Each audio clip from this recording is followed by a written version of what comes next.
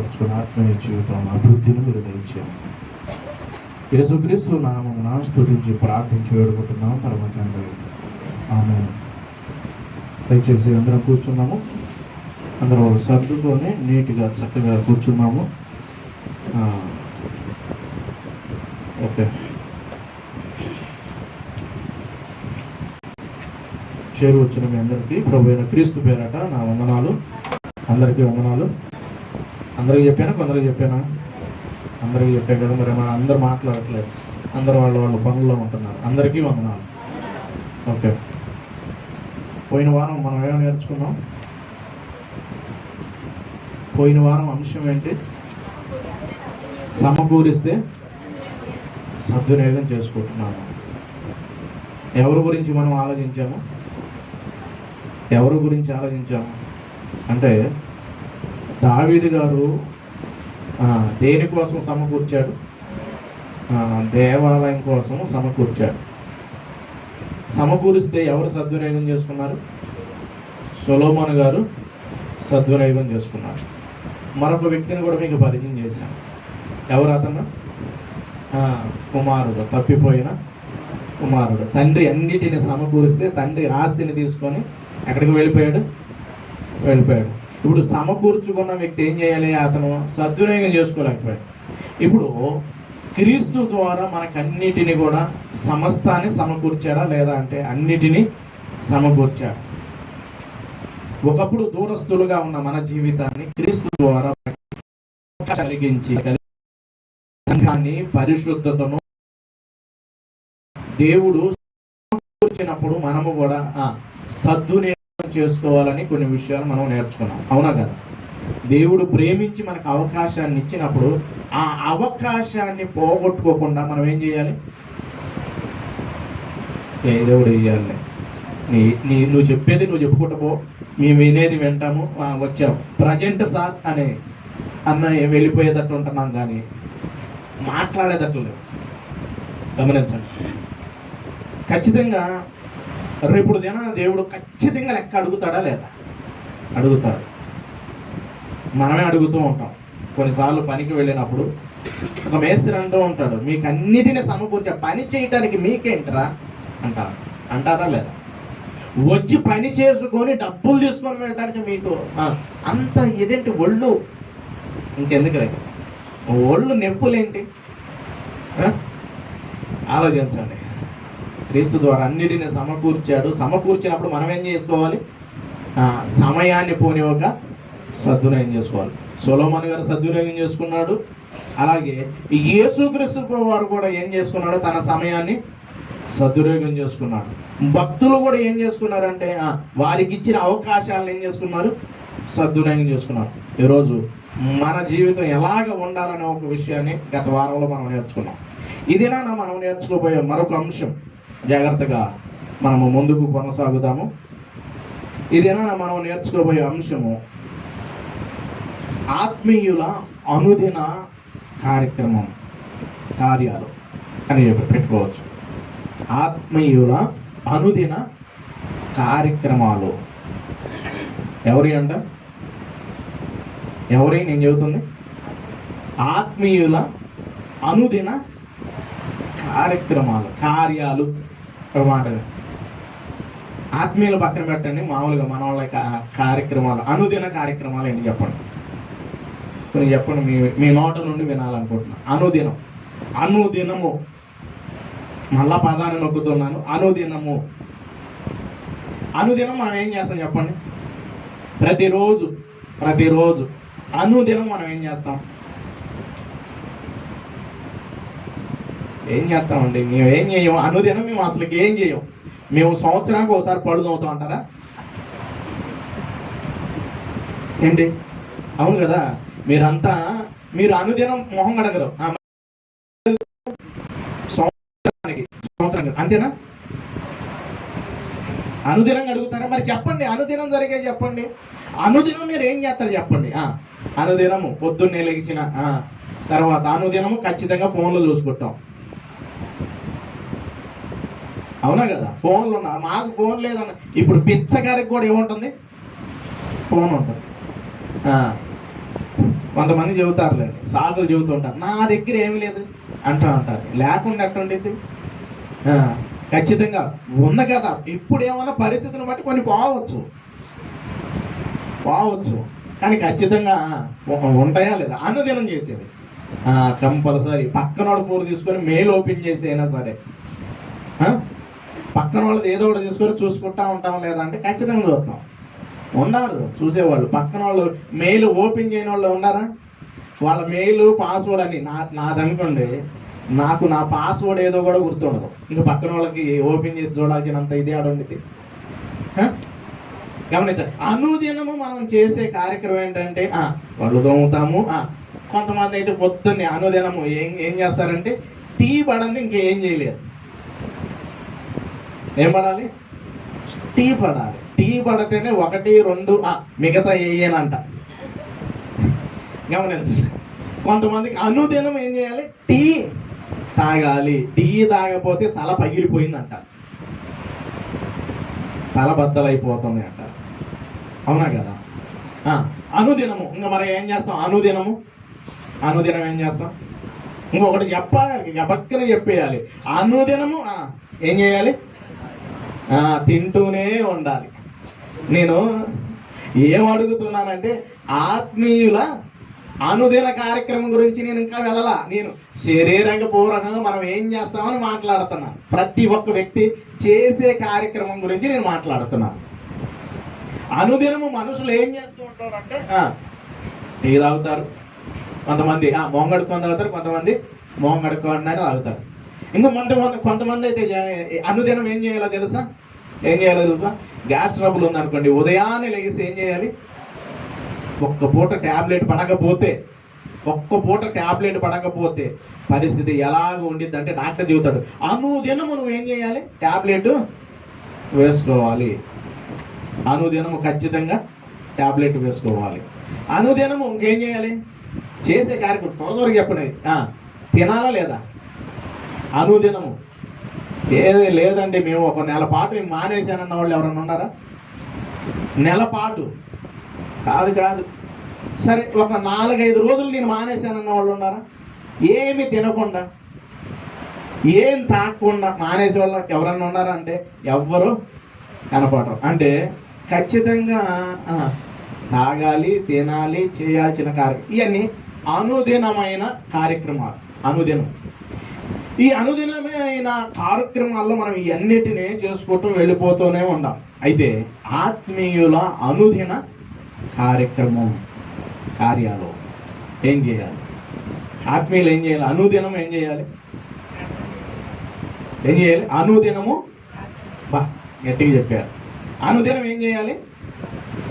గట్టిగా చెప్పండి. అనుదినము ఆత్మీయులు ఏం చేయాలి? ప్రార్థన చేయాలి. దీని మీద ఈ ప్రార్థన గురించి ఒక సేవకుడు ఒక పాట కూడా రాశాడు. దేని గురించి తెలుసా? ప్రార్థన గురించి ఒక పాట రాశాడు. లేచిన వెంటనే మనం ఏం చేయాలంటే ప్రార్థనతో మన జీవితాన్ని మొదలు పెట్టాలి. ఎంతమంది ప్రార్థిస్తున్నారు చెప్పండి? ఉదయాన్నే లేచినమ్మటనే అనుదినము ఈరోజు ఒక్కరిని మర్చిపోయి వచ్చేసానండి అంటాం కాదు. అనుదినము లేచిన వెంటనే మోకరించగలిగిన వారు ఉంటున్నారా? అనుదినము అంటే ఆత్మీయులు చేయవలసింది ఏంటంటే అనుదినము మనం ఏం చేయాలి అంటే ప్రార్థనా జీవితాన్ని కలిగి ఉండాలి. ఆత్మీయులు అనుదినము ఏం చేయాలంటే ప్రార్థించాలి. కానీ ఈరోజు ఆత్మీయులే అనుదినము ఏం చేస్తున్నారంటే లేచిన వెంటనే ఏం పట్టుకుంటున్నారు? లేచిన వెంటనే ఎక్కడుంది ఇంకా ఫోన్ పట్టుకొని ఇంకా అంటూ ఉంటాం. అవునా కదా? చూస్తూనే ఉంటాం లేచి. గమనించండి ఒకసారి చూడండి. అనుదినము భక్తులు ఏం చేస్తున్నారు కొన్ని విషయాలు చూద్దాం. దానియేలు గ్రంథము 6వ అధ్యాయం. దానియేలు గ్రంథము 6వ అధ్యాయము 10వ వచనం నుండి చూద్దాం.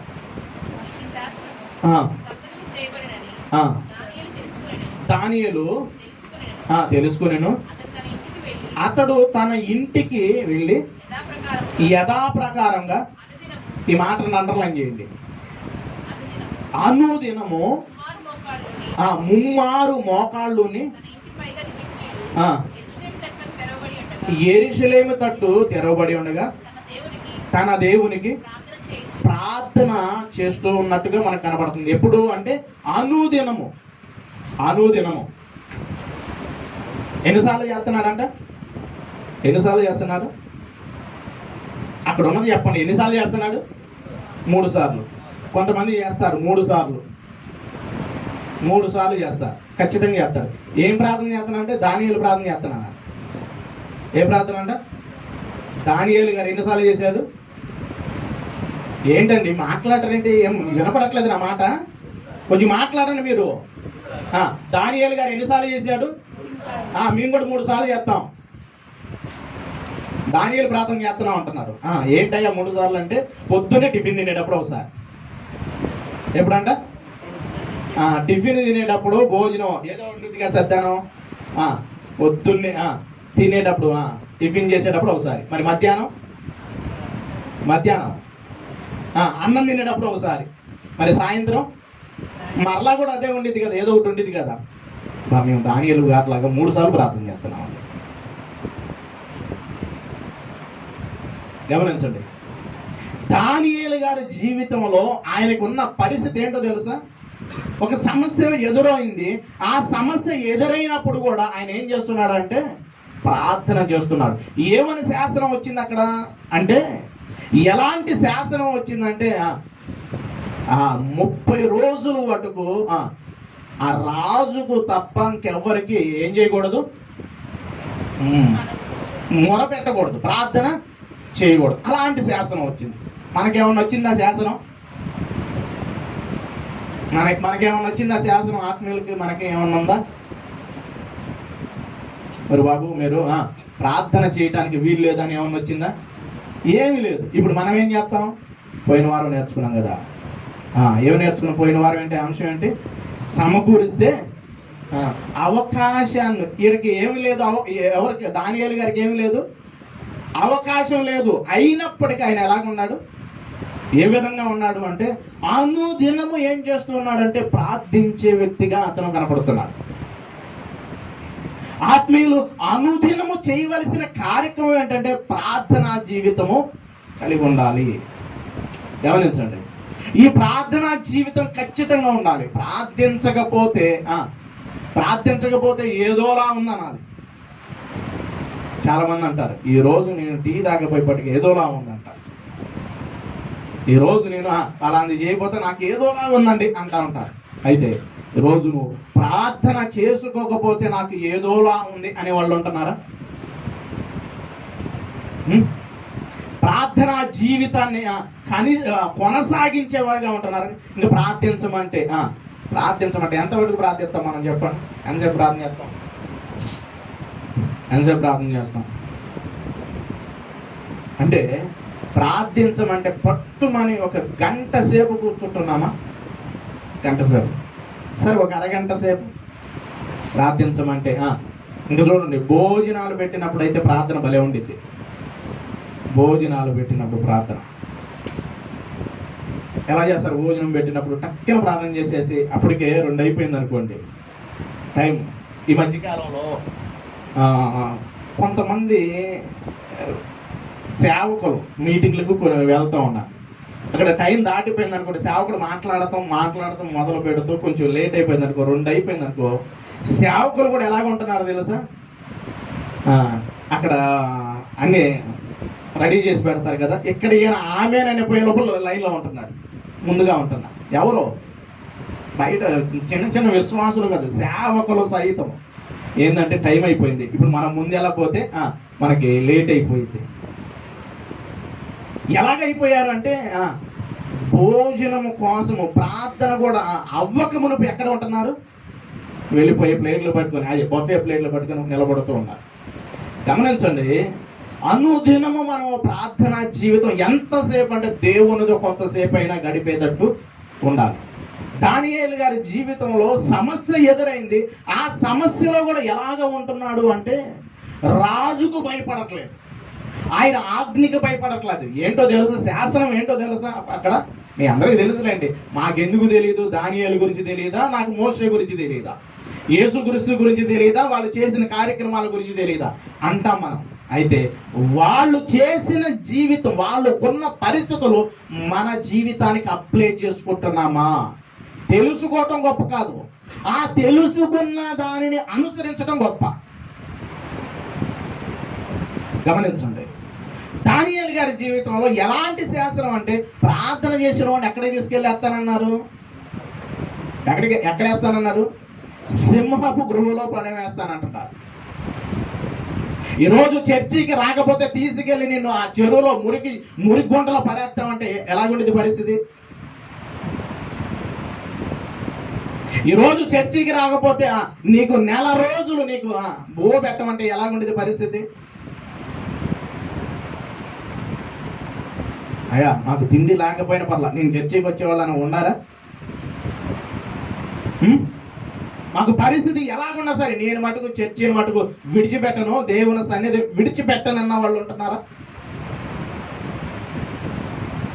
ఏమి ఆజ్ఞలు లేకుండా దేవుడు స్వతంత్రాన్ని ఇస్తేనే మనిషి ప్రార్థన చెయ్యటానికి, మనిషి దేవుని సన్నిధిలో కొద్దిసేపు గడపటానికి మనిషి ఇష్టపడట్లేదు.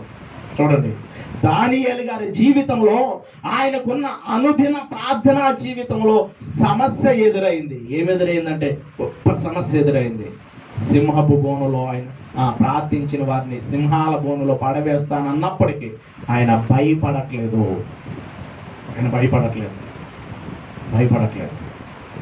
భయపడక ఏం చేస్తున్నాడు? అనుదినము ఏం చేస్తూ ఉన్నాడు అంటే ప్రార్థన చేస్తూ ఉన్నాడు. ఒక ఆత్మీయుని యొక్క లక్షణాన్ని మనము ఖచ్చితంగా ఏం చేయాలి? నేర్చుకోవాలి. అనుదినము మనము ప్రార్థించేవారిగా ఉండాలి. అంటే ప్రార్థించడం అంటే అందరికీ కనపడే విధంగా అంటే అందరికీ కనపడాల్సిన అవసరము లేదు. అవకాశం వచ్చినప్పుడు వ్యక్తిగతమైన ప్రార్థన ఉండిద్ది, అలాగే సంఘ ప్రార్థన జీవితము ఉండేది. సంఘంలో ప్రార్థించేటప్పుడు సంఘంలో ప్రార్థించాలి, నీ వ్యక్తిగతమైన జీవితంలో ప్రార్థించేటప్పుడు వ్యక్తిగతంగా ప్రార్థించాలి.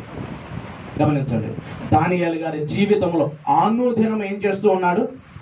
ప్రార్థనా జీవితం కలిగి ఉంటున్నాడు. అందుకని ఎఫెసీయులకు రాసిన పత్రికలో ఏం చెబుతూ ఉంటాడంటే, మీరు ఎడతెగక ఏం చేయాలంట? ప్రార్థన చేయండి. ఎవరి ద్వారా మాట్లాడుతున్నాడు? కొత్త నిబంధనలో అపోస్తలుడైన పౌలు గారి ద్వారా ఏం తెలియజేస్తున్నాడు? మీరు ఎడతెగక ప్రార్థన చేయండి. ఒకసారి చేయండి. ఎఫెసీయులకు రాసిన పత్రిక,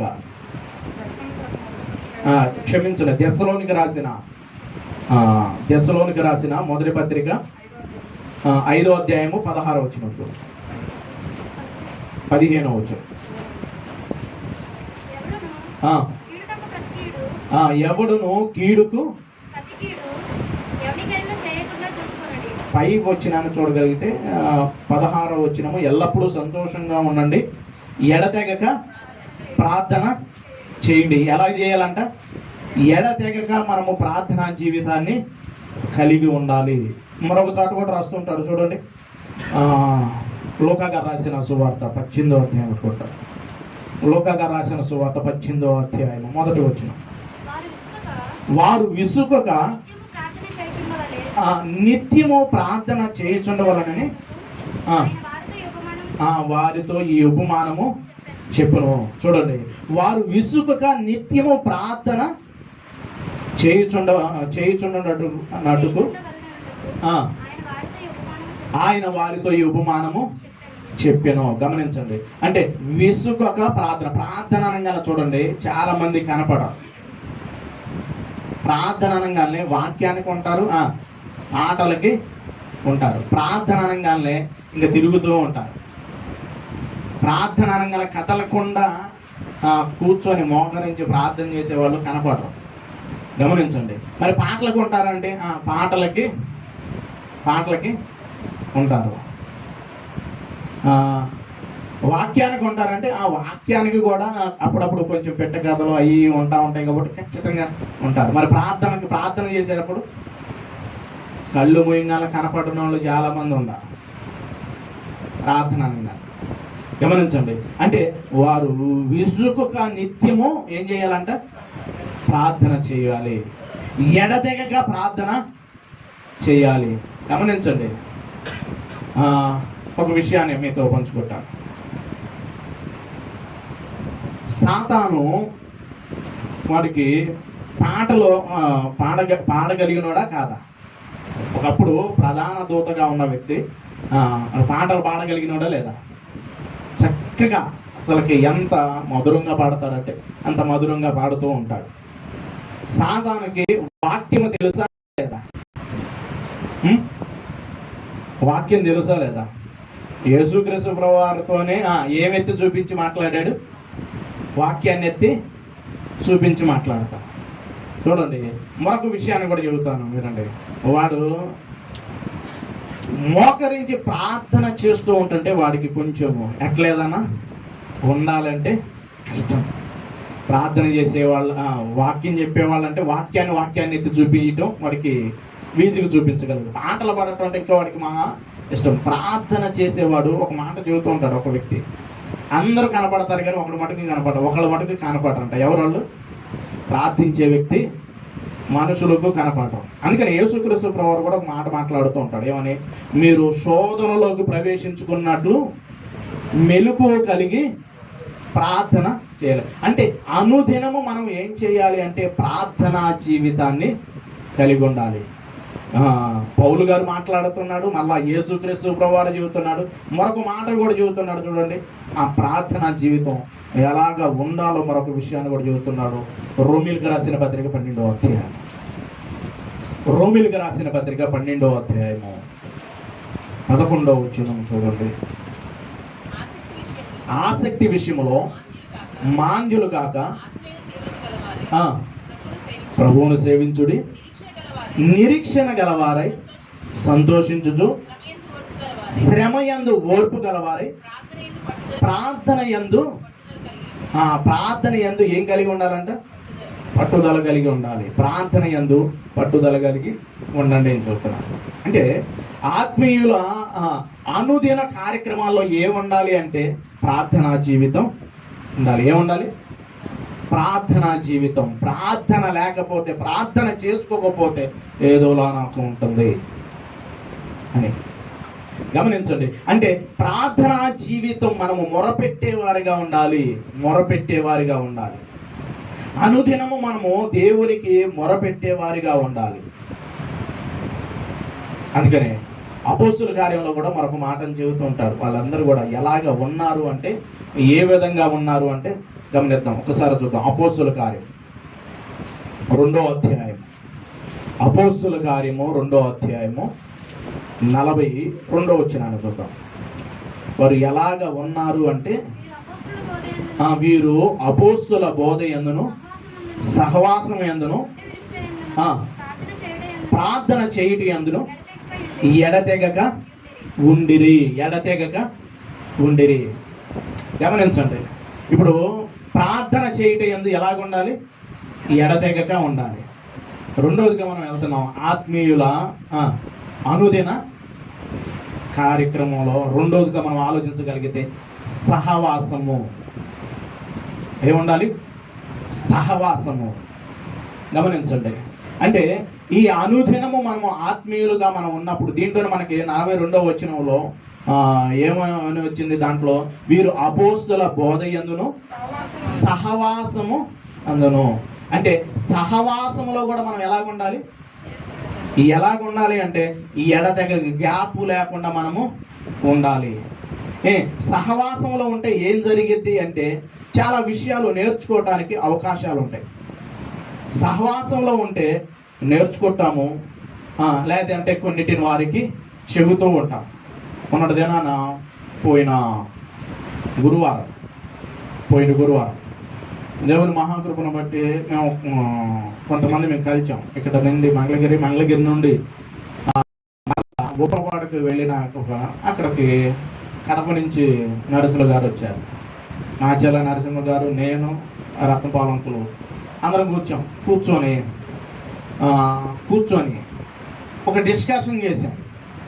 అంటే సహవాసంగా కూడుకొని మనం ఏం చేయొచ్చు అంటే కొన్నిటిని నేర్చుకోవటానికి అవకాశాలు ఉంటాయి, లేదంటే కొన్ని నేర్పించడానికి అవకాశాలు ఉంటాయి. అందుకని సహవాసముగా కూడుట ఏవద్దంటున్నాడు, మానవద్దు అంటున్నాడు.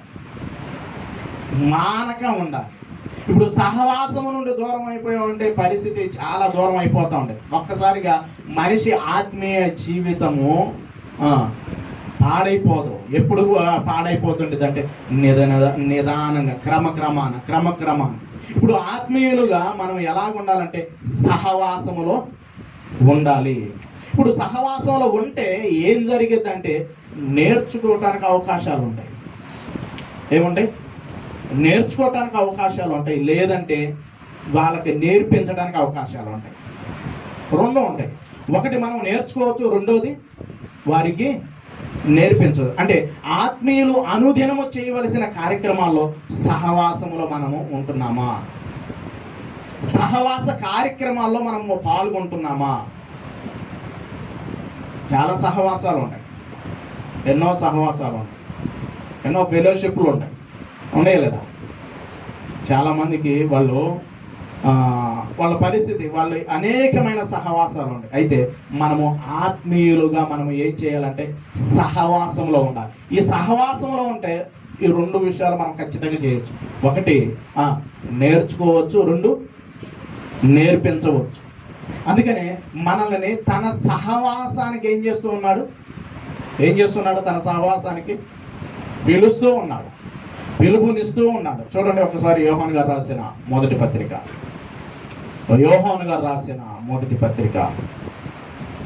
మొదటి అధ్యాయం 3వ వచనం నుండి చూద్దాం. మాతో కూడా మీకును సహవాసము కలుగునట్లు మీకు మన సహవాసం అయితే ఆయన కుమారుడైన యేసుక్రీస్తుతో కూడా ఉన్నది. చూడండి, మనము మన సంతోషము పరిపూర్ణమొకటికై మేము ఈ సంగతులు రాయుచున్నాము. అంటే మన సహవాసము ఎవరితో అని పిలుపునిస్తూ ఉన్నాడు. దేనికంటే మాతో కూడా మీకు సహవాసం కలిగి ఉండాలి. ఇప్పుడు సహవాసము నుండి దూరం అయిపోయాము అంటే సంఘ సహవాసము కూడుట మానవద్దు అంటున్నాడు. ఆత్మీయులుగా అనుదినము మనం ఎలాగ ఉండాలంటే సహవాసములో కూడుకుంటూ ఉండాలి. సహవాసంలో కూడుకోవటం ద్వారా అనేకమైన విషయాలు నేర్చుకోవటానికి, అనేక విషయాలు నేర్పించటానికి అవకాశాలు ఉంటాయి. అందుకని పిలుపునిస్తున్నాడు. మరి పిలుపునిచ్చినప్పుడు మనము ఆ సహవాసంలో మనం ఉంటూ ఉన్నామా? ఆ సహవాసంలో ప్రతిదినం అనుదినము మనం ఆత్మీయులతో కలిసి ప్రయాణం చేయగలుగుతున్నామా? చెబుతున్నాడు, సంఘంగా సమాజముగా కూడుట మానవద్దు అంటున్నారు. మరి సంఘంగా సమాజముగా మనము కూడుతూ ఉన్నామా, ఉంటూ ఉన్నామా? గమనించండి, ఆ సహవాసంగా కూడటం మానేసాము అంటే ఆటోమేటిక్గా ఆత్మీయ జీవితంలో నుండి వెనక్కి వెళ్ళిపోయే అవకాశాలు ఎక్కువగా ఉంది. కూడుట మానవద్దు అన్నప్పుడు మనము ముందుకు అడుగులు వేసేవారిగా ఉండాలి. చూడండి, ఈ విధంగా మనము ముందుకు అడుగులు వేయకపోయాము అంటే మన ఆత్మీయ జీవితానికి ఆటంకంగా మారిపోయింది. సహవాసము నుండి తొలగిపోయాము అంటే ఆటోమేటిక్గా మన ఆత్మీయ జీవితం అంతరించిపోతూ ఉంది. రావటం వల్ల ఏది చేసినా కలుస్తూ ఉంటుంది. ఖచ్చితంగా ఒకటి గుర్తుపెట్టుకోండి, ఎప్పుడు కూడా ఆత్మీయులతో కలిసి మనము కనుక ప్రయాణం చేస్తూ ఉన్నప్పుడు వారికి నువ్వు నేర్పించగలుగుతావు లేదా నేర్చుకోగలుగుతావు. మరి లోకముతో సహవాసం చేసినప్పుడు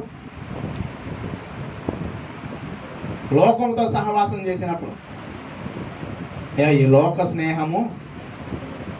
స్నేహం ఏమంటే భయంకరం. ఈ లోకముతో సహవాసము చేయొద్దు అంటున్నాడు. లోకములో ఉన్న వాటినైనను ప్రేమించుకుడి అంటున్నాడు. చూడండి, యాకోబు గారు రాసిన పత్రికలో మాట్లాడుతూ ఉంటాడు. యాకోబు గారు రాసిన పత్రిక 4వ అధ్యాయము, యాకోబు గారు రాసిన పత్రిక 4వ అధ్యాయము 4వ వచనము. ఈ లోక స్నేహము దేవునితో వైరమని మీరు ఎరుగరా? కాబట్టి ఎవడు ఈ లోకముతో స్నేహం చేయగొరునో వాడు దేవునికి శత్రువగును. వాడు దేవునికి ఏమవుతాడంట? శత్రు. అంటే దేవుణ్ణి సహవాసంగా కూడట, అంటే ఆత్మీయులతో సహవాసంగా కూడవలసిన నీవు దేవుణ్ణి విడిచిపెట్టేసేసేస్తే ఎవరికి విరోధం అవుతున్నావు తెలుసా? ఎవరికి విరోధం అవుతున్నావు అంటే దేవునికి విరోధిగా మారిపోతున్నావు. దేవునికి విరోధిగా. నువ్వు ఈ లోకంలో ఎవరైనా నీకు విరోధులు ఉండొచ్చేమో, కానీ దేవుడే నీకు విరోధిగా మారిపోయాడు అంటే, దేవుడే నిన్ను విడిచిపెట్టాడు అంటే ఆ పరిస్థితి చాలా భయంకరం. ఆ పరిస్థితి చాలా భయంకరం. గమనించండి. ఈ అనుదిన ఆత్మీయుల కార్యక్రమాల్లో మనం ఎలాగ ఉండాలంటే సహవాసములు మనము కొనసాగుతూ ఉండాలి. అందుకని మాట్లాడుతున్నారు, ఈ లోకముతో ఎవరైతే స్నేహం చేస్తుంటారో వాడు ఎవరికి శత్రువుగా మారిపోతున్నాడు? దేవునికి శత్రువుగా మారిపోతున్నాడు. దేవుణ్ణి విడిచిపెట్టాము అంటే, దేవునితో సహవాసము లేకపోయాము అంటే మరొకరితో ఖచ్చితంగా మనం సహవాసం చేస్తాం. ఎవరితో? వాడికి ఏం అవసరం లేదు. మనము వాడితో నువ్వు స్నేహం చేయాలనుకోవట్లా, నువ్వు కొంచెం దేవుని పక్కన పెట్టామంటే ఆటోమేటిక్గా వాడు వచ్చేసి ఏమంటాడు? రారా దోస్తు మీరా దోస్తు అంటాడు. దేవునితో నువ్వు లేకపోయావు అంటే ఆటోమేటిక్ వాడు వచ్చేస్తాడు, వాడు తీసుకెళ్తాడు ఎక్కడికి, అసలు నువ్వు ఊహించని స్థితిలోకి తీసుకువెళ్తాడు. అందుకనే వాడు గురించి రాయబడుతున్న మాట ఏంటంటే వాడు విడిచి వచ్చిన ఇంటిని ఏం చేస్తాడంట? మరలా వచ్చి ఒకసారి చూస్తాడంట. ఆ ఇంట్లో ఎవరు లేకపోతే ఊడ్చి సమకూర్చి ఉంటే ఏం చేస్తాడు? ఈడిట్టయితే అలింగాడు, వీడికి ఈ విధంగా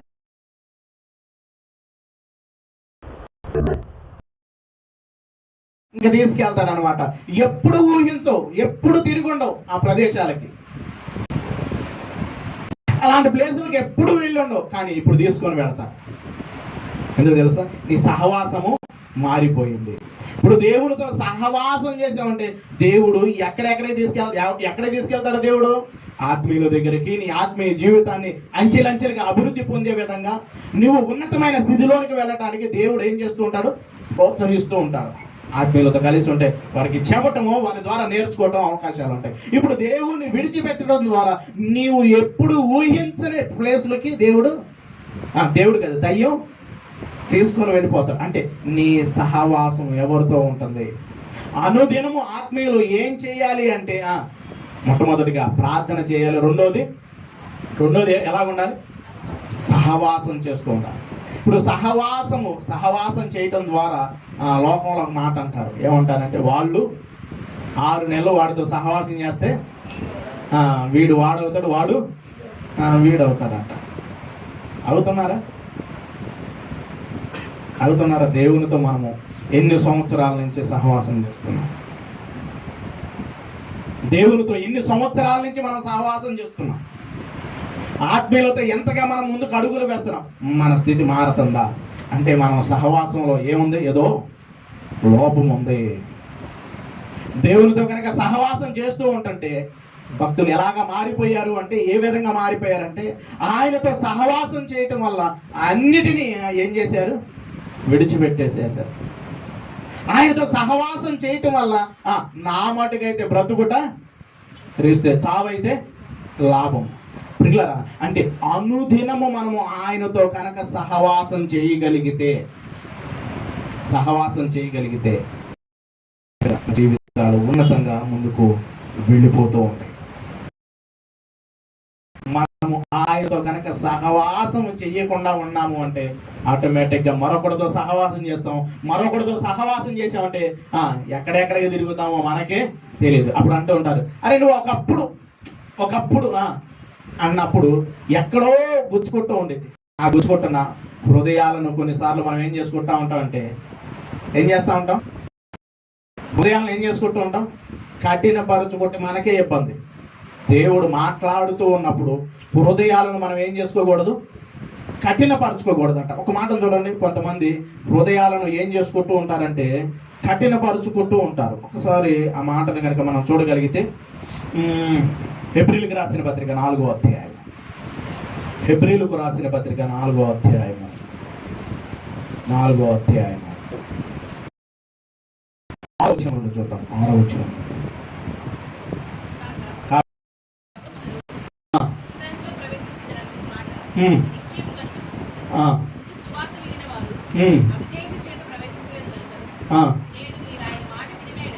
నేడు మీరు ఆయన మాట వినిన ఎడల మీ హృదయములను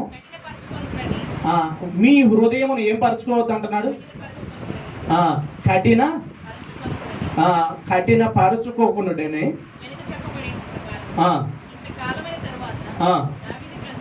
దావీదు గ్రంథంలో ఒక మాట చెప్పుకుంటూ వస్తున్నాడు. ఏమని మాట్లాడదు కాగా ఎవరో కొందరు విశ్రాంతిలో ప్రవేశించుదురు అన్న మాట నిత్యము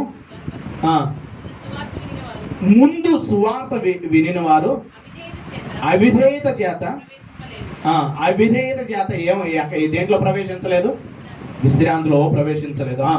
కనుక నేడు మీరు ఆయన మాట వినిన ఎడల మీ హృదయములను కఠినపరుచుకోవద్దు. చాలా మంది చూడండి, హృదయాలను ఏం చేసుకుంటూ ఉంటారు? కఠినపరుచుకుంటూ ఉంటారు. దేవుడు ప్రేమించి అవకాశాన్ని ఇస్తూ ఉన్నప్పటికీ హృదయాన్ని కఠినపరుచుకుంటూ ఉంటాడు. ఇప్పుడు చెబుతున్నాడు, పౌలు గారు చెబుతున్నారు, మీ హృదయాలను కఠినపరుచుకోవద్దయా. ఎందుకంటే వారు కఠినపరుచుకున్నారు కాబట్టి వారి జీవితాలు అరణ్యములో రాలిపోయాయి. హృదయాన్ని కనుక నువ్వు కఠినపరుచుకుంటూ ఉంటే అంటే ఏముందులే అని నిర్లక్ష్యము చేసావు అంటే తప్పించుకోవటానికి వీలుందా? లేదు. తప్పించుకోవటానికి వీలుందంటే లేదు, అవకాశాలు లేవు. అంటే దేవుని వాక్యం మనల్ని సంధిస్తూ ఉన్నప్పుడు, మనల్ని గుచ్చుతూ ఉన్నప్పుడు హృదయాన్ని కఠినపరుచుకోకూడదు. దేవుడు తన సహవాసానికి పిలుస్తూ ఉన్నాడు. అవకాశాలు ఇవ్వటానికి, నీకు నేర్పించడానికి దేవుడు నీకు అవకాశాన్ని ఇస్తూ ఉన్నప్పుడు ఆ సహవాసాన్ని కోల్పోయి కఠినపరుచుకుంటూ ఉన్నావా? అవకాశాలు లేవు. వారి జీవితాలు అరణ్యాల్లోనే రాలిపోయాయి.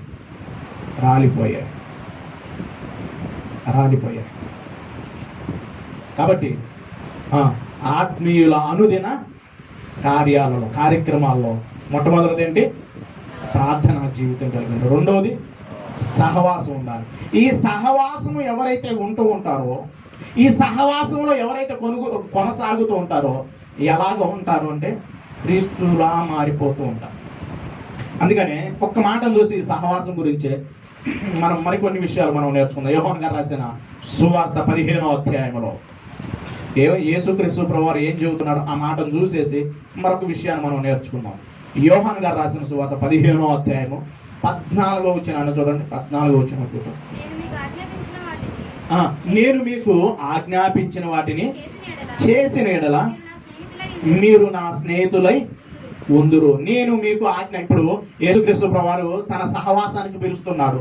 ఆయనతో మనము సహవాసం చేయాలని దేవుడు కోరుకుంటున్నాడు. ఇప్పుడు మాట్లాడుతున్నాడు. ఏమని మాట్లాడుతున్నాడు అంటే, నేను మీకు ఆజ్ఞాపించిన వాటిని చేసిన ఎడల మీరు నాకు స్నేహితులై. అంటే ఆయన చెప్పిన మాట వింటే మనం ఏమవుతాము? మాట వినకపోతే స్నేహితులుగా ఉండలేదు. మాట వింటే స్నేహితులుగా ఉంటాం. చాలా మంది చూడండి, నా మాట వినలేదు కాబట్టి నేను నీతో స్నేహం చేయను. ఇప్పుడు యేసుక్రీస్తు ప్రభువు కూడా చెబుతున్నారు, నేను ఆజ్ఞాపించిన ఏవైతే ఉన్నాయో వాటిని నువ్వు చేసావు అనుకో, నువ్వు నా స్నేహితుడు అయి ఉంటావు. ఏంటి ఆయన ఉద్దేశం? యేసుక్రీస్తు ప్రభువారి ఉద్దేశం ఏమై ఉంది అంటే ఆయన ఏమని ఆజ్ఞాపిస్తూ ఉన్నాడంటే మీరందరూ కూడా ఆజ్ఞలు కైకొనాలి. ఏమి ఆజ్ఞలు కైకొనంటే దేవుడు ఏమై ఉన్నాడంటే పరిశుద్ధుడై ఉన్నాడు. ఆ మనము పరిశుద్ధుడుగా ఉంటూ ఆయన పనిలో మనం ఉండాలి.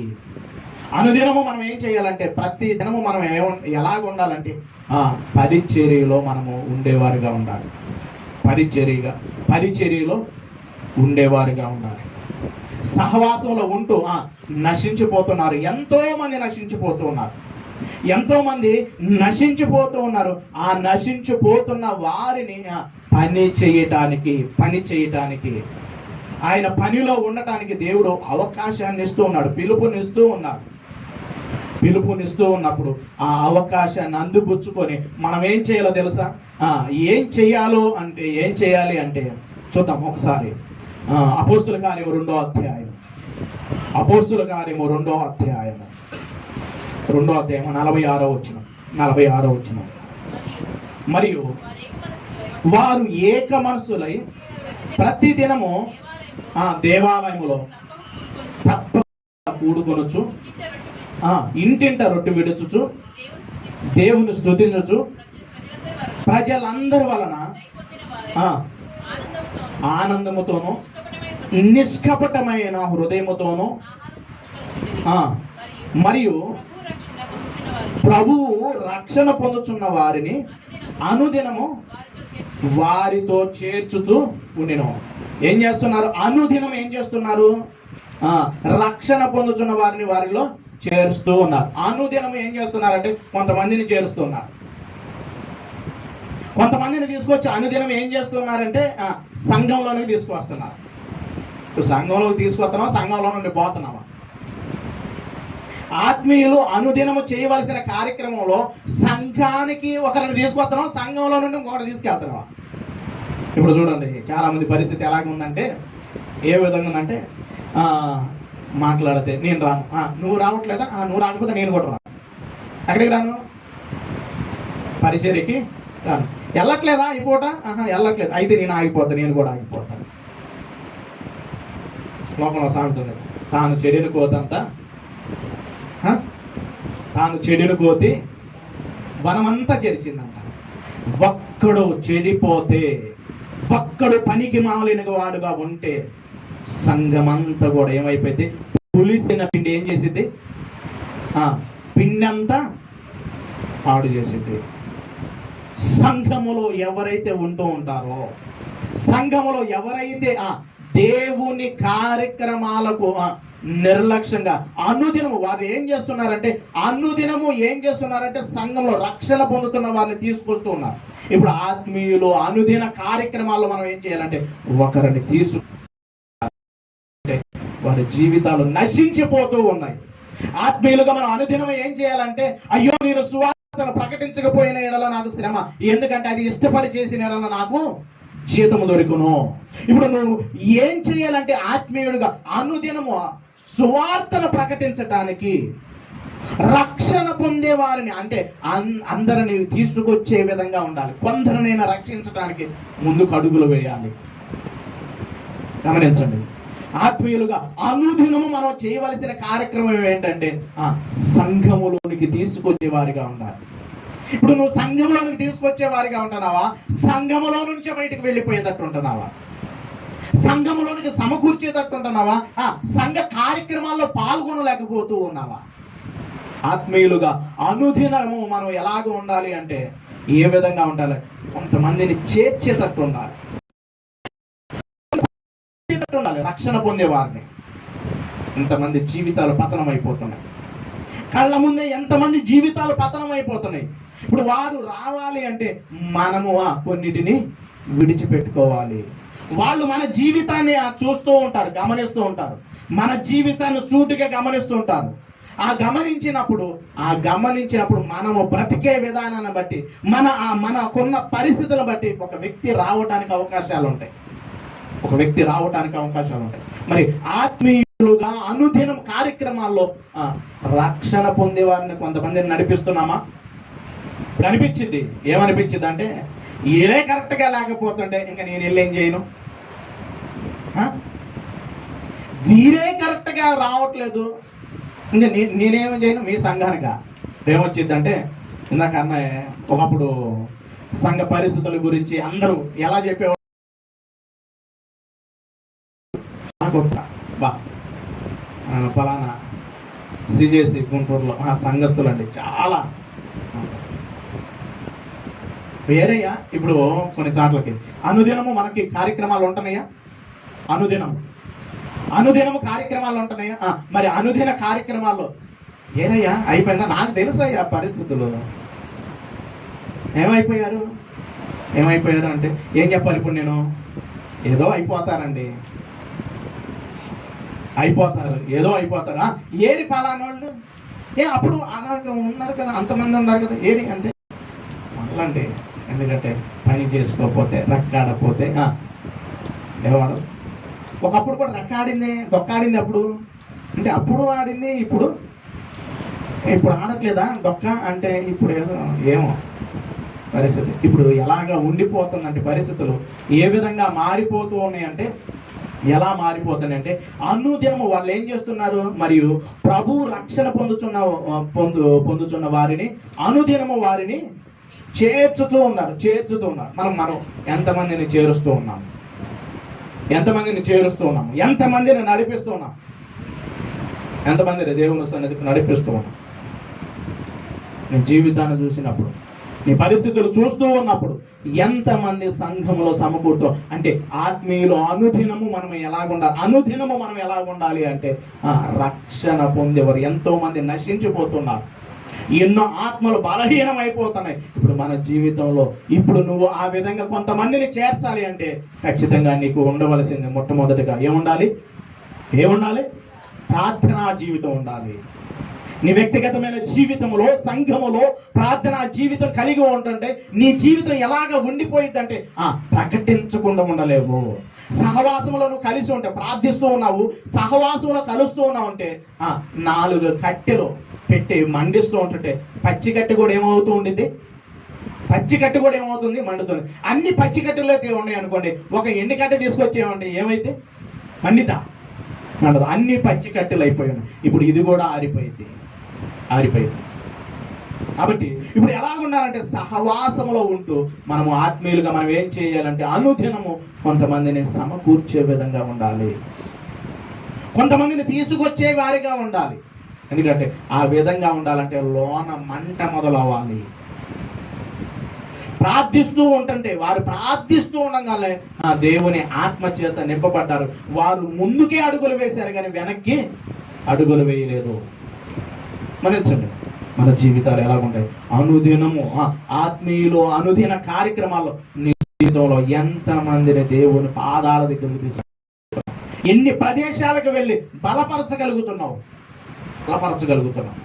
ఆదిమ సంఘము ఎలాగుందంటే అనుదినము దేవాలయంలో ఏం చేస్తున్నారు వారు, మరియు వారు ఏక మనస్కులై ప్రతి దినము దేవాలయంలో తప్పక కూడుకొనొచ్చు, ఇంటింట రొట్టె విరుచుతూ దేవుని స్తుతిస్తూ ప్రజలందరి వలన ఏం పొందుతున్నారంట, దయ పొందుతూ ఉన్నారు. ప్రజలందరి వలన దయ పొందిన వారై.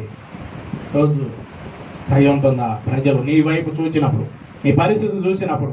ఎక్కడో ప్రార్థన జరుగుతుంది, ఇక్కడే ప్రార్థన జరుగుతుంది, నువ్వేమో ఏదో పనిలో ఉన్నావు. వీడేంటండి, వీళ్ళ పరిస్థితి ఏంటండి, ఇప్పుడు ప్రార్థన జరుగుతుంటే వీళ్ళు ఎక్కడ ఉన్నారు ఏంటండి అంటే ఎంత అవమానం. ఎదురుగా పరిచర్య జరుగుతూ ఉంది, కళ్ళ ముందే దగ్గరే రాకుండా కూర్చొని సమయాన్ని అంతా వేస్ట్ చేస్తూ ఉన్నప్పుడు ఎలాగుండేది పరిచర్య?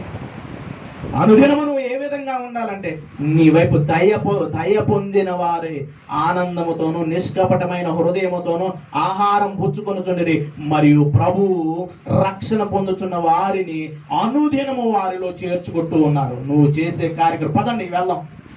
ఈరోజు చెబుతున్నప్పటికీ కార్యక్రమాల్లో పాల్గొనటానికి అవకాశాలు చేర్చేవారిగా ఉంటున్నామా? చేర్చిన వారిని ఆగురా, ఇంక ఈ పూట ఏమి వెళ్తాం, ఇప్పుడు కూర్చొని ఏమైనా ప్రయోజనం ఉందా? ఒకటి గుర్తుపెట్టుకోండి, దేవుని సన్నిధి ఎక్కడైనా కార్యక్రమాలు ఉంటే చెప్పకపోయినా పాట పాడకపోయినా, ప్రార్థన చేయకపోయినా అక్కడికి వెళ్ళి కూర్చోవటం కూడా దేవునికి మనకి దీవెనే. ఎందుకంటే సమయాన్ని వేస్ట్గా నువ్వు గడపట్ల, దేవుడిలో నువ్వు గడుపుతూ ఉన్నావు.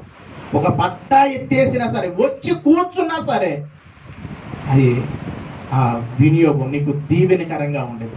అలా కాకుండా ప్రార్థన జరుగుతుంది, అక్కడ వాక్యం ఉండదులేండి, అక్కడ వాక్యం ఉండదు, అక్కడ జనాలు రారులేండి, అక్కడ ఏముంది పని చేయటానికి అని చెప్పేసి ఖాళీగా సమయాన్ని పోనిచ్చుకో. మాకు ఖాళీగా సమయాన్ని, అనుదినము నువ్వు చేయవలసిన కార్యక్రమం ఏంటంటే రక్షణ పొందుతున్న వారిని సమకూర్చాలి. అంటే నీ జీవితం, నీ హృదయం మంట మండే విధంగా ఉండాలి, నీ హృదయం మంట మండే విధంగా ఉండాలి.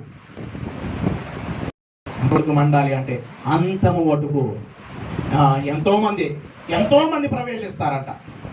మంది ప్రవేశిస్తారంట, కానీ కొద్దివారే అంటారు, కొద్దివారే. ఎంతో మంది పరుగెడుతూ ఉంటారు, కానీ వారిలో కొంతమంది బహుమానము పొందవాలని ఎంతో మంది పరిగెడుతూ ఉంటారు. వారిలో బహుమానం పొందుకునేది ఎవరు? ఒకరు, ఇద్దరు, ముగ్గురు. పౌలు గారు ఫిలిప్పీలకు రాసిన పత్రికలో కూడా ఒక మాట చూద్దాం. రక్షణ పొందు వారిని ఏం చేస్తున్న సమకూరుస్తూ ఉన్నారు. ఫిలిప్పీలకు రాసిన పత్రికలో వాళ్ళు ఏం చేస్తూ ఉన్నారు అంటే, ఏ విధంగా ఉన్నారంటే 2వ అధ్యాయం అనుకుంటా ఒకసారి చూడండి. ఫిలిప్పీలకు రాసిన పత్రికలో 2వ అధ్యాయము 4వ వచనం ఒకసారి చూడండి. మీలో ప్రతివాడును తన సొంత కార్యములు మాత్రమే కాక ఇతరుల కార్యములు కూడా చూడవలెను. ఒక మాట చెబుతున్నాడు, మీలో ప్రతివాడు ఏం చేయాలంట? ఏం చేయాలి?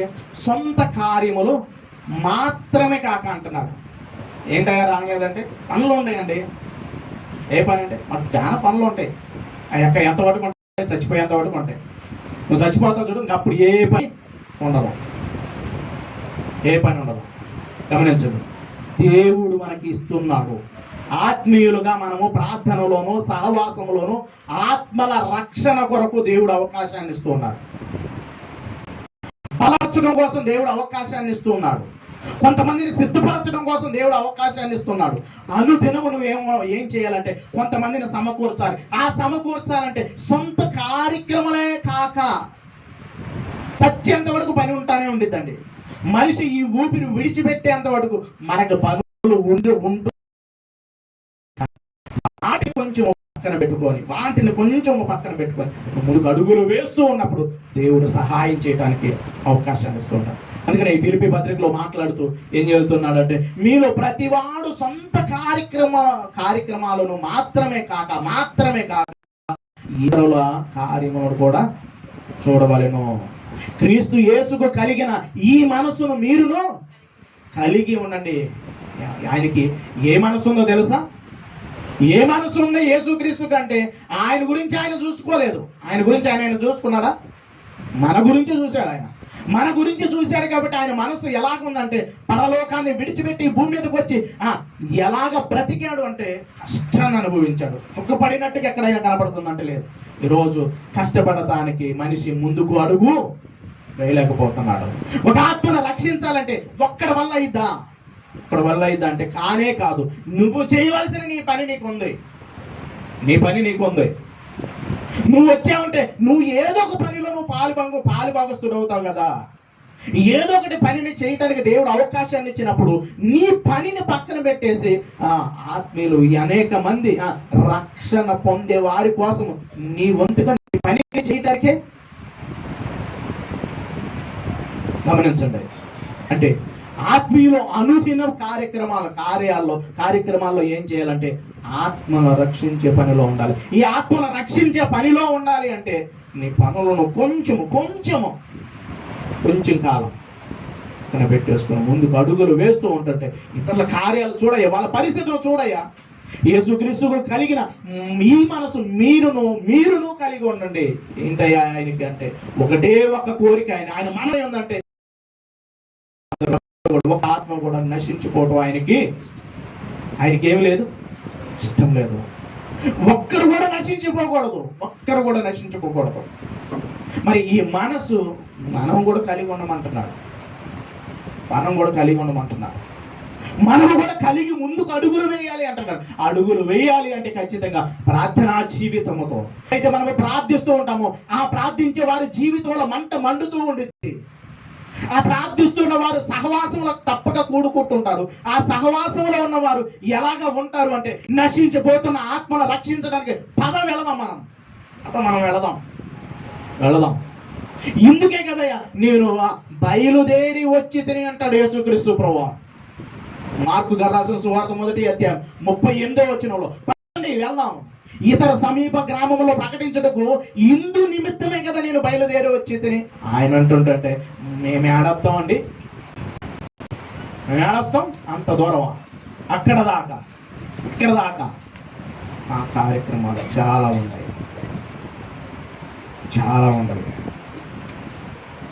గమనించండి, పరిస్థితులు ఏం బాగా అవట్లేదు.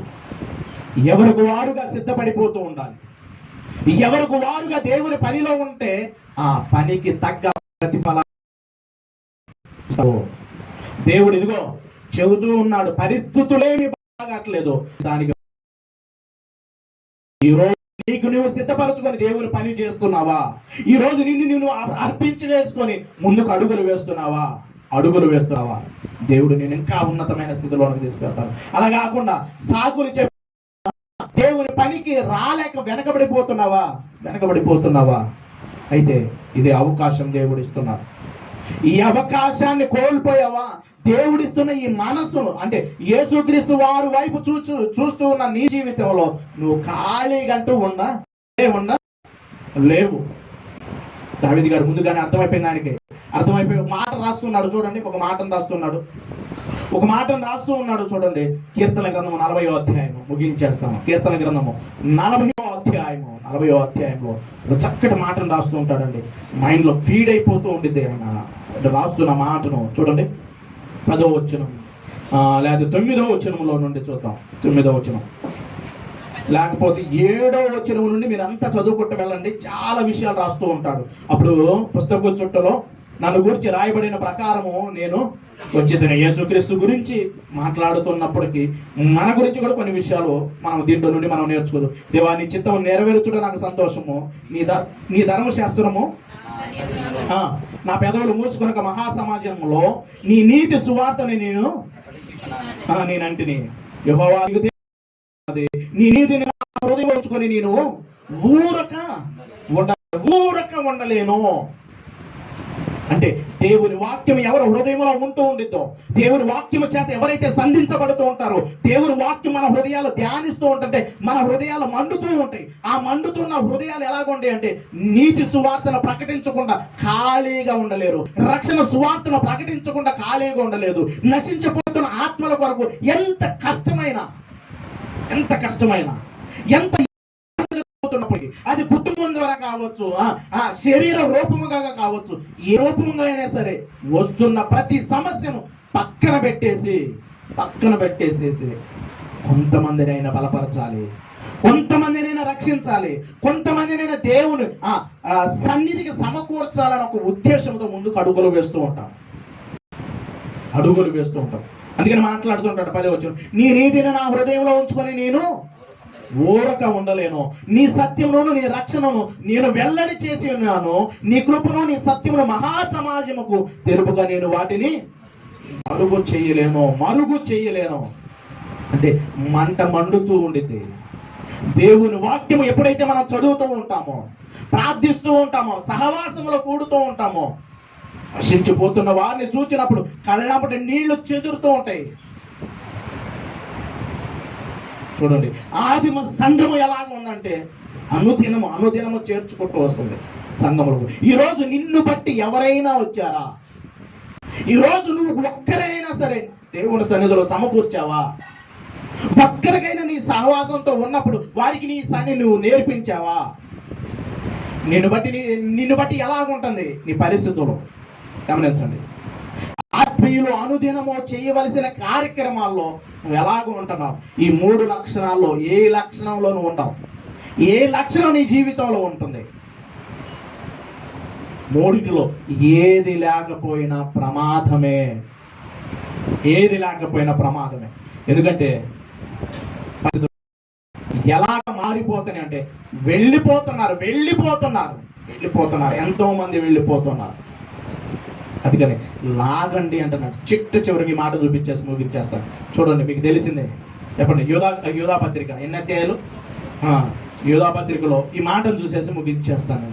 యూదా పత్రిక 23వ వచనం లేకపోతే 22వ వచనం నుండి చూద్దాం. సందేహపడి వారి మీద చూపుడి, అగ్నిలో నుండి లాగినట్లు కొందరిని రక్షించండి. అగ్నిలో నుండి లాగినట్టు కొందరిని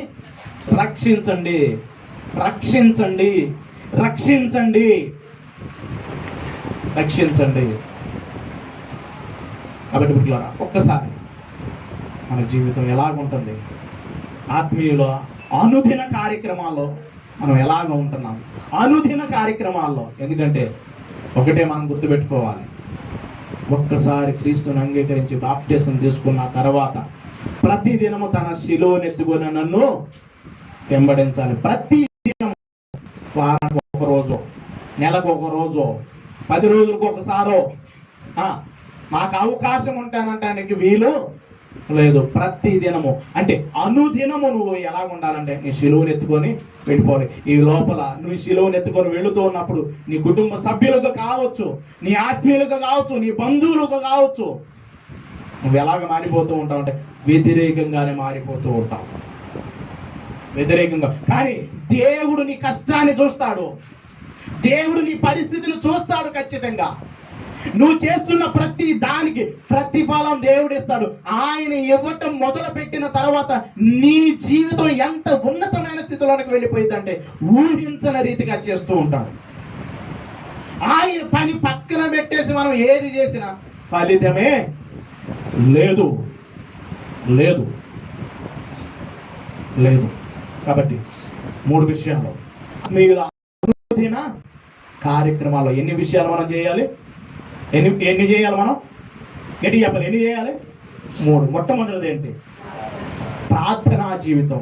నువ్వు ప్రార్థించే విధానంలో కోల్పోకుండా జాగ్రత్తగా నీ ప్రార్థనా జీవితాన్ని కాపాడుకో. అందుకని దేవుడు మనల్ని ప్రేమించి మన కోసం సమకూర్చాడు, అవకాశాలు ఇస్తున్న. ఖాళీ ఉన్న ప్రతి ఒక్కరు కూడా వినియోగించుకోండి, మందిరాన్ని వినియోగించుకోండి. శుక్రవారం కూడా మనకి ఏం జరుగుతుందో తెలుసా? ప్రార్థన సుమారుగా 1 గంట, గంటన్నర జరుగుతుంది ప్రార్థన. 10 నుండి నిన్న ప్రతి శుక్రవారం విజ్ఞాపన కూడిక జరుగుతూ అవకాశాలు అంటే ప్రార్థించుకోవటానికి, సహవాసంగా మనం ప్రార్థించుకోవటానికి అవకాశం. ఈ 3 విషయాలు మనం ఖచ్చితంగా గుర్తుపెట్టుకోవాలి. ఆత్మీయుల అనుదిన కార్యక్రమాలు. మొట్టమొదటిది ఏంటి? చెప్పండి. మొట్టమొదటిది ప్రార్థనా జీవితం. రెండవది సహవాసములో నుండి మనము పక్కకు తొలగిపోకూడదు. సహవాసములో నుండి పక్కకు వెళ్ళిపోకూడదు. ఎందుకంటే దేవునితో సహవాసం చేసామంటే మన ఆత్మీయ జీవితం చాలా బాగుంటుంది. ఎన్నో నేర్చుకుంటాం. సహవాసములో ఉండాలి. మూడోది సహవాసంలో ఉన్న వ్యక్తి ఏం చేస్తూ ఉంటాడంటే అనుదినము అనేకులను ఏం చేస్తూ ఉంటాడు? ఎందుకంటే ఆయన సహవాసంలో ఉన్నామంటే మీరు నా స్నేహితులై ఉంటారు, ఆజ్ఞలు పాటిస్తూ ఉంటాం. సహవాసం చేసామంటే ఆయన ఆజ్ఞలు మనం ఏం చేస్తూ ఉంటాము? పాటిస్తూ ఉంటాం. పాటించిన మనం ఏం చేస్తూ ఉంటామంటే అనేకులను అనుదినము ఎక్కడికి తీసుకొస్తాము? రక్షణలోకి నడిపించడానికి మన వంతుగా మనము ప్రయత్నం చేస్తూ ఉంటాం. కాబట్టి ఈ 3 విషయాల్లో మన జీవితంలో, ఈ 3 విషయాల్లో ఈ దేంట్లో నువ్వు కోల్పోయావు, దేవుడు ఒక అవకాశాన్ని ఇస్తూ ఉన్నాడు, నేను పురుగొలుపుతూ ఉన్నాడు, నీతో మాట్లాడుతూ ఉన్నాడు. ఈ మాటను కఠినపరుచుకొని ఇశ్రాయేలు ప్రజల్లాగా పక్కకు నెట్టేసుకున్నావు అంటే ఆ తర్వాత పరిస్థితి ఎంత బతిమలాడుకున్న అవకాశాలే ఉండవు. వినియోగించుకుంటూ ముందుకు కొనసాగుతాం. ఒకసారి పరిశీలన చేసుకుంటూ చిన్న ప్రార్థన చేద్దాం. ఒకసారి మనల్ని మనం పరిశీలన చేసుకుంటూ ఆత్మీయులు అనుదిన కార్యక్రమాల్లో మనం ఎలాగో ఉంటున్నామో ఒక్కసారి మనల్ని మనము పరిశీలన చేసుకుంటూ చిన్న ప్రార్థన చేసుకుంటాం. చిన్న ప్రార్థన. సకలాశీర్వచనములకు కారణభూతులు అయిన మా ప్రియ పరలోకపు తండ్రి, ఈ ఉదయకాలమున మీ ప్రార్థన తండ్రి, మీ మాటలు నేర్చుకోవటానికి మా బ్రతుకులు సరి